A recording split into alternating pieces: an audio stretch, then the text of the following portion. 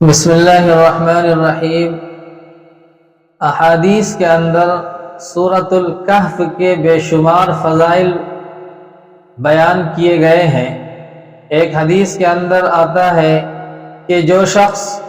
سورہ کہف کے شروع کی 10 آیتیں یاد کر لے وہ دجال کے فتنے سے محفوظ رہے گا۔ اسی طرح ایک دوسری حدیث کے اندر جو حضرت سہل بن معاذ رضی اللہ تعالی عنہ سے منقول ہے کہ جو شخص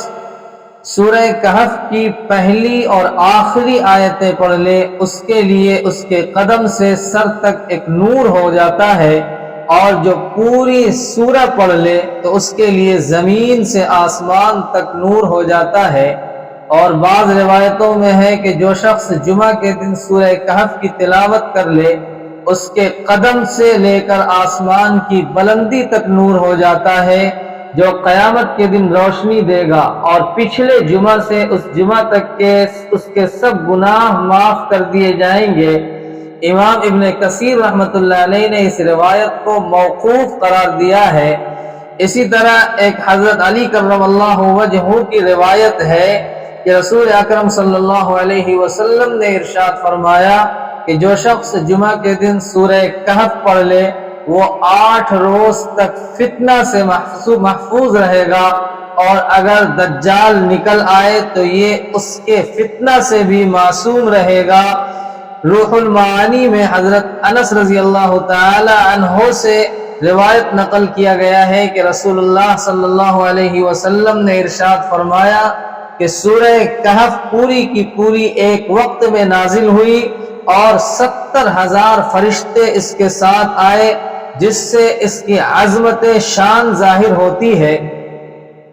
امام ابن جریر طبری رحمۃ اللہ علیہ نے حضرت ابن عباس رضی اللہ تعالی عنہ کی روایت میں یہ نقل کیا ہے کہ جب مکہ مکرمہ میں رسول اللہ صلی اللہ علیہ وسلم کی نبوت کا چرچا ہوا اور قریش مکہ اس سے پریشان ہوئے تو انہوں نے اپنے 2 آدمی نضر ابن حارث اور عقبہ ابن ابی معیط کو مدینہ طیبہ کے علماء کے پاس بھیجا کہ وہ لوگ کتب سابقہ تورات اور انجیل کے عالم ہیں، وہ ان کے بارے میں کیا کہتے ہیں۔ علماء یہود نے بتایا کہ تم لوگ ان سے 3 سوالات کرو، اگر ان میں سے انہوں نے ان تمام کا صحیح جواب دے دیا تو سمجھ لو کہ وہ اللہ کے نبی ہیں، اور یہ نہ کر سکے تو سمجھ لو کہ یہ بات بنانے والے ہیں، رسول نہیں ہیں۔ نمبر 1، ان سے ان نوجوانوں کا حال دریافت کرو جو قدیم زمانے میں اپنے شہر سے نکل گئے تھے، ان کا کیا واقعہ ہے، کیونکہ یہ واقعہ عجیبہ ہے۔ دوسرے، ان سے اس شخص کا حال دریافت کرو جو دنیا کی مشرق و مغرب اور تمام زمین کا سفر کیا، اس کا کیا واقعہ ہے۔ تیسرے، ان سے روح کے متعلق سوال کرو کہ وہ کیا چیز ہے۔ یہ دونوں قریشی مکہ مکرمہ واپس آئے اور اپنی برادری کے لوگوں سے کہا کہ ہم ایک فیصلہ کن صورتحال لے کر آئے ہیں، اور علماء یہود کا پورا قصہ سنایا۔ پھر یہ لوگ رسول اللہ صلی اللہ علیہ وسلم کی خدمت میں یہ سوالات لے کر حاضر ہوئے۔ آپ صلی اللہ علیہ وسلم نے سن کر فرمایا کہ میں اس کا جواب کل دوں گا، مگر آپ صلی اللہ علیہ وسلم نے اس وقت انشاءاللہ کا نہیں کہا بلکہ انشاءاللہ کہنا بھول گئے۔ گویا کہ اس میں یہ تعلیم بھی ہے کہ آئندہ اگر کوئی کام کرنے کا ارادہ ہو تو انشاءاللہ کہہ لیا کیجئے۔ نبی کریم علیہ السلام کو اللہ رب العزت نے یہ تعلیم دی۔ اس واقعے کے اندر یہ سبق ہے کہ اللہ کے رسول نے کہا کہ کل بتائیں گے، لیکن انشاءاللہ کہنا بھول گئے تو یہ لوگ لوٹ گئے، اور رسول اللہ صلی اللہ علیہ وسلم وحی الہی کے انتظار میں رہے کہ ان سوالات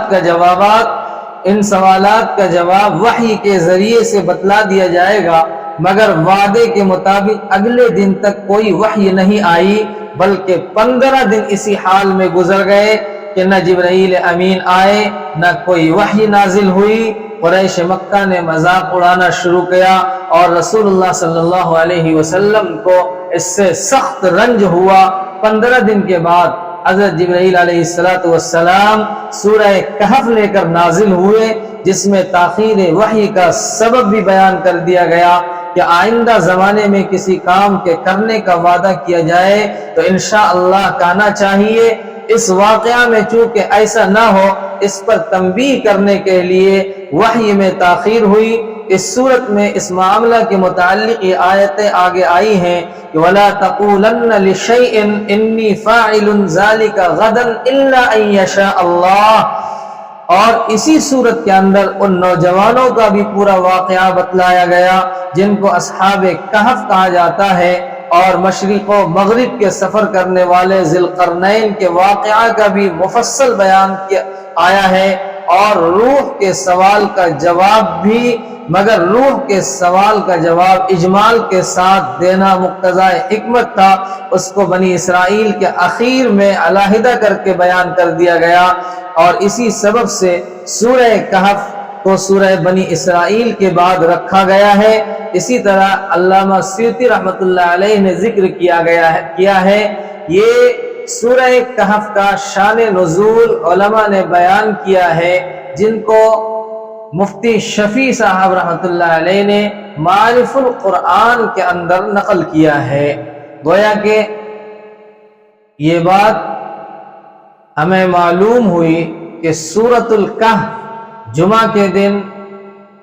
پڑھنی چاہیے، اور اسی طرح سورۃ الکہف کے شروع کی اخیر کی آیتیں یاد کرنی چاہیے تاکہ مختلف قسم کے فتنوں سے محفوظ رہ سکیں۔